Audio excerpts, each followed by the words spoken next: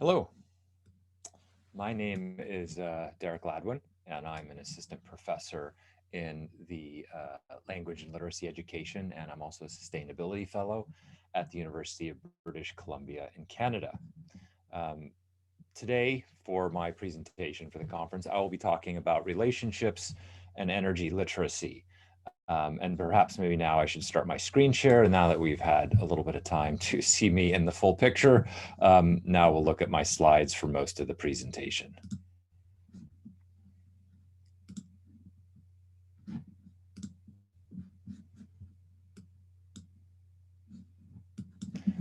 Okay.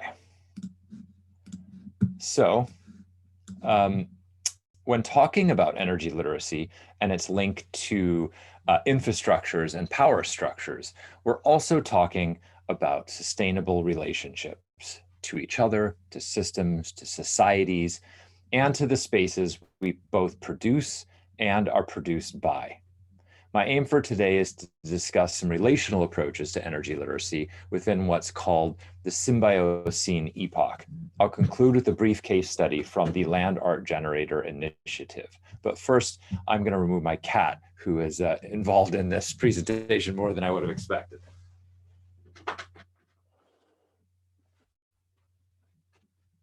Okay, that was a very Zoom moment. In a relational paradigm, interpersonal action replaces the privileging of individual agency and in the humanistic process. So individuals only function as members of societies and communities. This paradigm questions how we might reconsider how we privilege individualism in a social paradigm. Collaborative action or co-action formulates an individual's existence rather than individuals coming together separately to form relationships. Even as we sit alone as individuals, for example, we are immersed in relational actions. We are always in relationship, not only to ourselves and others, but also to the spaces we help to create and inhabit. We are creating a relational space together right now. In fact, here in this moment, although asynchronously from around the world because of a pandemic, that also becomes part of our future making processes. In other words, we live in relationship to the spaces we produce and we are constantly produced by. And yet we live in socially constructed worlds that are often perceived of as in opposition to one another.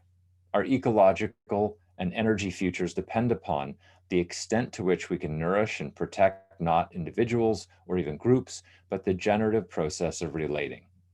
In this way, relational processes create meaning as much as they produce the spaces of that meaning. These dynamics of relationality and space underscore our bond to energy, a dependence that often goes unrecognized and yet remains essential to our existence.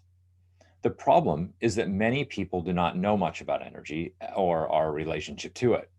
And such a knowledge gap complicates our relationships to urban assemblages and the power structures within them, which are often linked to energy systems, control, and distribution. And if I might provide the most contemporary anecdote, if any of those around the world have seen in the news that in the state of Texas in the United States, they're experiencing extreme cold weather, and most of the state's power grid has failed. And as a result, there's been a lot of blame put toward why that is. And a particular corporate media has focused on the wind turbines freezing. And that's the reason for this problem when in fact, wind turbines only consist of 10% of the energy grid. So we see this kind of this interrelationship between power structures and energy literacy or lack of energy literacy all coming out to play in that example. So instead of viewing urban areas as populated by isolated individuals living within their own paradigms, it's far more productive to view cities as social networks, acting as a mass web of interrelationships and interconnections. After all, half of the global population lives in cities, and this number will only increase in the future. Relationality considers how relationships support the function of systems rather than the reductive and mechanistic view of the isolated thing itself as seen in individualistic paradigm. In this model, relational analysis looks at the relationships themselves within a network as patterns and linkages. The 2016 report from the World Energy Council titled Innovating Urban Energy predicts that by 2050, 66% of the world population will live in urban areas. Put more succinctly, the global footprint in urban areas will triple by 2030. Considering this unprecedented level of urbanization, the report emphasizes that the manner in which energy is provided, managed, and consumed in urban setting remains crucial when considering how cities function as engines of economic growth and human creativity. The World Energy Report acknowledges how such growth in urban centers must account for people participating together in some form of sharing an energy economy. Energy provides the life force of these urban systems, whether it's directly related to the systems that fuel cities or from human and non-human movement and mobility. Energy is not only geophysical and economic, but also social and cultural in the many ways it conceptually and practically influences our lives. And yet, energy remains abstract and disassociative when viewed from an individualistic or Eurocentric paradigm. As we all know from the current energy-fueled climate crisis, reimagining our energy systems is no easy task. So the question remains, how do we organize social spaces to support energy transitions in an equitable and sustainable way? One possible direction is to support the social and educational concept of relationality within what is called the Symbiocene, or an age of symbiosis, rather than the less generative concept of the Anthropocene. I suspect most of us here are very familiar with the concept of the Anthropocene, so I really won't say much here, except to just say that it's a way of considering a new geological and biophysical epoch influenced and altered by human anthropogenic behavior, or the human epoch, since the late 18th century. And of course, there have been many other forms of other ways of expressing an Anthropocene, whether it be the Capitalocene, the Thulucene, and so forth, or the Symbiocene, which I'm talking about today. Rather than looking backward and offering a critique of what is increasingly a contested way of describing humans' role in the global environmental breakdown, as we see in the Anthropocene model, the environmental philosopher Glenn Albrecht proposes a different approach for considering human and non-human relationships on the Earth. The Symbiocene is about generative future making. It presents a way of changing our paradigm from one of reductive individualism to one of social symbiosis, from one of zero-sum politics to one of pluralistic models of participation and social benefit. For Albrecht, the Symbiocene begins when humans can recognize interconnectedness of life and make this part of our social systems in culture, economics, policy, and action. In other words, it is the relational efforts of living in companionship of life together, to put it in Albrecht's terms. Of the 9 organizing principles of the Symbiocene, one of the most important, in my opinion, emphasizes safe and social just forms of clean, renewable energy. One of the challenges, switch the slide here. One of the challenges with employing this principle is that energy systems are difficult to understand, discuss, and represent in society. Expanding energy literacy, what we might also refer to as energy epistemologies, or how to think about energy, draws on conceptual, visual, and narrative models, as well as through policy and scientific models. The problem is that because the majority of the population lacks an understanding of the environmental and social impacts of energy usage, they cannot fully engage in the development of better practices and policies. Energy and climate hold a particularly synergistic relationship, one that remains essential to consider in any form of energy education. Energy systems are one of the most complex and defining issues of our age. Society needs forms of energy to support lifestyle expectations, but the most consumed form of fossil fuel energy, which is up to 88% globally, is not only finite, but also the main cause of climate change. The difficulty is that we live in a petrocultural world. And petroculture, as Imre Zeman and Jeff Diamante point out, is a global culture we find ourselves in today, where society has been and continues to be organized around the energies and products of fossil fuels, the capacities it engenders and enables, and the situations and contexts it creates. This restrictive literacy loop has created the current climate energy impasse. If people do not understand the consequences of energy production and use and their immediate link to climate change, then people will not partake in imagining new ways of living without fossil fuels.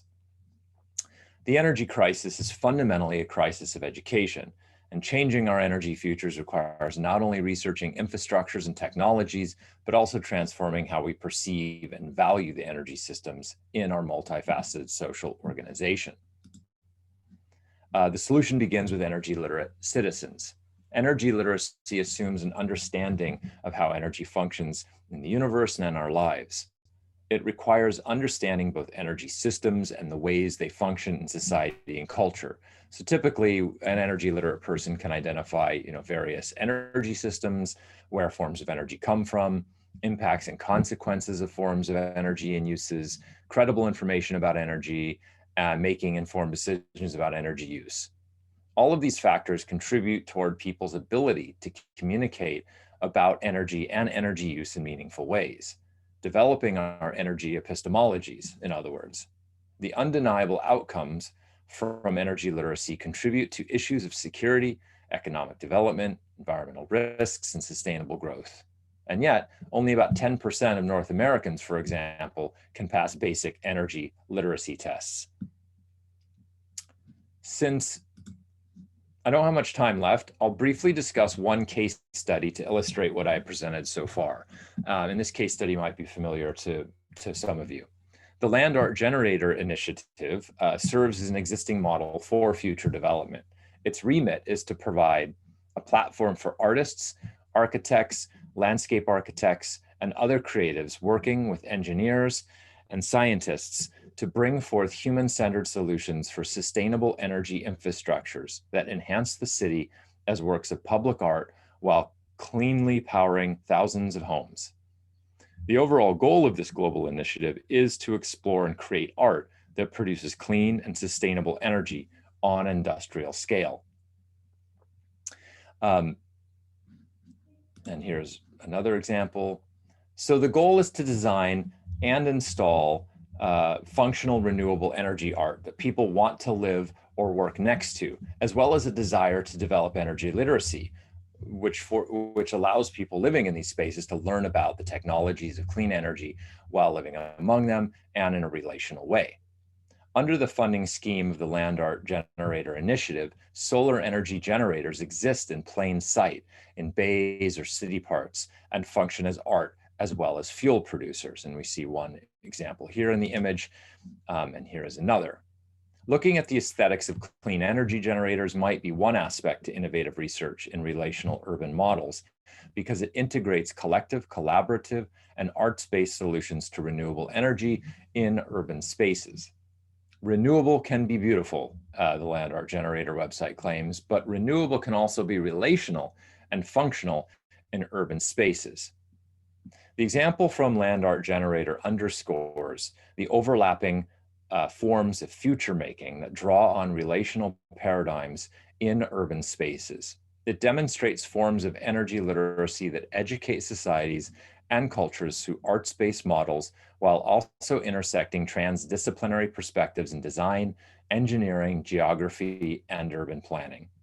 So to wrap things up here, I would like to acknowledge that the Symbiote Scene is one possible paradigm that intersects and includes intercultural relational models. In order to fully understand and embody energy in our lives collectively and conceptually, we must also consider and examine relationality.